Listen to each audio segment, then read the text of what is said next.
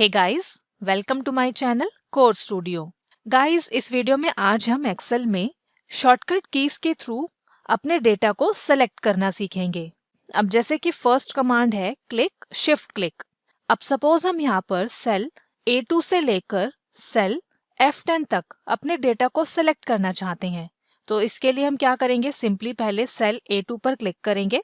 फिर कीबोर्ड से शिफ्ट की को प्रेस करेंगे और फिर जहां तक भी आप अपने डेटा को सेलेक्ट करना चाहते हैं वहां पर आकर आप क्लिक कर देंगे। जैसे हमें यहाँ पर सेल F10 तक अपने डेटा को सेलेक्ट करना है तो हम शिफ्ट की प्रेस करेंगे और यहाँ पर आकर हम क्लिक कर देंगे, यानी कि हमें अपने डेटा को यहाँ तक सेलेक्ट करना है तो हम यहाँ पर आकर क्लिक कर देंगे। तो आप देखेंगे कि सेल A2 से लेकर जहां तक भी हमने इसको सेलेक्ट करने के लिए कहा था वहां तक का जो डेटा है वो सेलेक्ट हो गया है।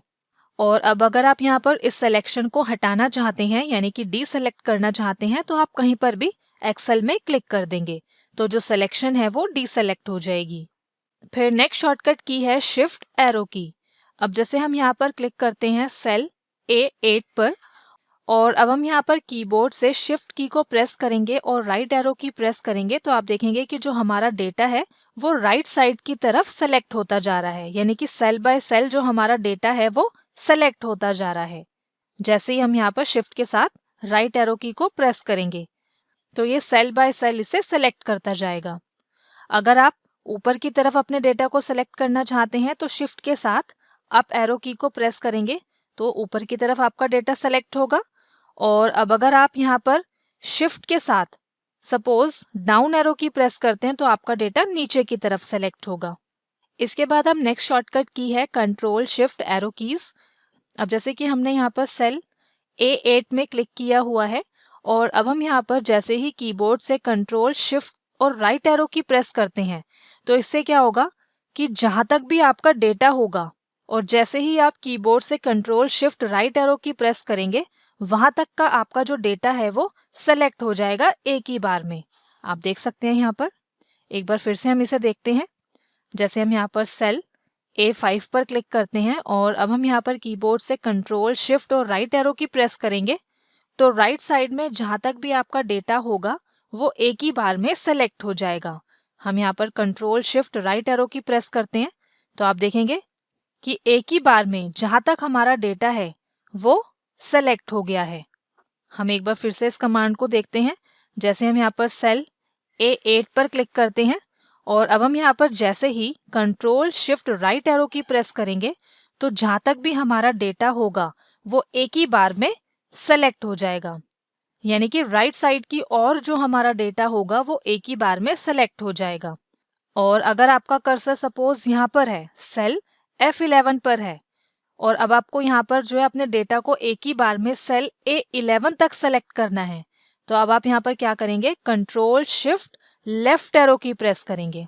तो अब आपका जो डेटा है वो एक ही बार में लेफ्ट की तरफ सेलेक्ट होगा। इसके बाद फिर नेक्स्ट शॉर्टकट की है कंट्रोल शिफ्ट होम। इसका मतलब है कि अगर आप एक्सेल में चाहे किसी भी सेल पर हो, जैसे अगर हम यहाँ पर सेल F13 पर क्लिक करते हैं और अब हम यहाँ से सेल A1 तक अपने डेटा को सेलेक्ट करना चाहते हैं, यानी कि सेल F13 से लेकर सेल A1 तक हम अपने डेटा को सेलेक्ट करना चाहते हैं तो सिंपली हम कीबोर्ड से कंट्रोल शिफ्ट होम की को प्रेस कर देंगे तो जिस भी सेल पर हम होंगे वहां से लेकर सेल A1 तक जो हमारा डेटा है वो सेलेक्ट हो जाएगा।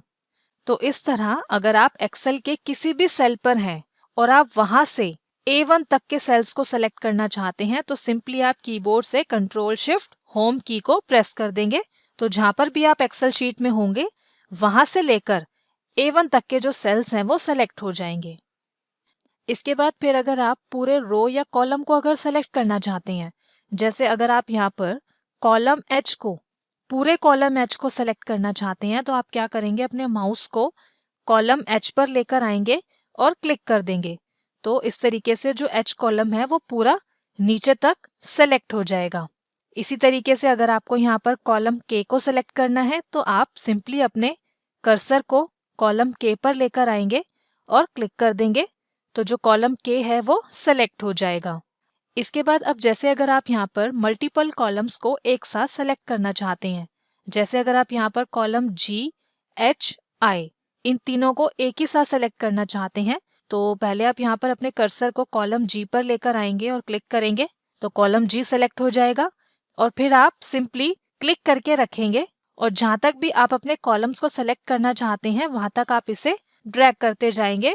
तो जो मल्टीपल कॉलम्स हैं वो एक ही बार में सेलेक्ट होते जाएंगे। इसी तरीके से अगर आप रो को सेलेक्ट करना चाहते हैं, जैसे अगर हमें यहाँ पर रो 9 को सेलेक्ट करना है तो हम यहाँ पर अपने कर्सर को रो 9 पर लेकर आएंगे और क्लिक कर देंगे तो जो रो 9 है वो एक ही बार में पूरी सेलेक्ट हो जाएगी। और इसी तरीके से अगर आप एक ही बार में मल्टीपल रोज को सेलेक्ट करना चाहते हैं तो सिंपली आप क्लिक करके रखेंगे और जिन भी रोज को आप सेलेक्ट करना चाहते हैं आप क्लिक करके ड्रैग करते जाएंगे